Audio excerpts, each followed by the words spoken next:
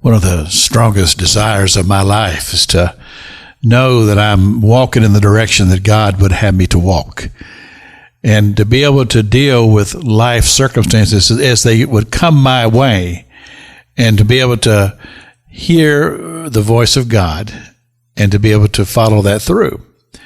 Well, something that has always interested, or let's say intrigued me, is when I go searching for something that's happening in my life, and answers to problems and situations, and the direction of which way should I go. It's kind of a fork in the road, to the right, to the left. Then I'm mindful of what James said, and it's very simple. He said, if you don't have wisdom or understanding, you don't know which way to go, to the right or to the left, then ask God. He says, if you lack wisdom, then ask of God. And God will give you understanding that only God could give. And I find that to be very wise and very practical advice when we follow it. But unfortunately, as humans that we are, we often find ourselves in a long period of stewing over things, and letting these things just be going over and over in our mind, and never really finding any direction, never really finding any resolution. And what that does, it begins to wear you down.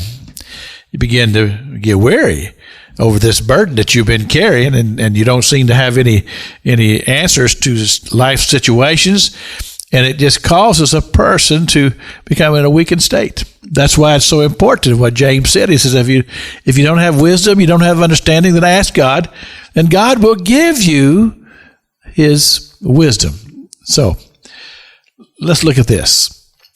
You've got a desire in your heart, and most of us do. Well, there's some things we have to consider about things that we feel called to, or feel going in a certain direction. First of all, is this truly the heart and mind of God? And I remember my Bible College president and founder, Brother Ken Summerall of the Liberty Bible College in Pensacola.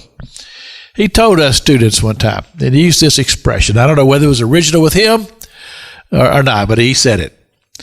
He said, the peace of God is your referee. And I like that because it stuck in my mind, because of course you can associate that with sports or whatever, but it made sense to me. The peace of God is your referee. So you're wrestling with something, and you're trying to find direction. You're trying to find the mind and will of God, and something occurs to you to go a certain direction.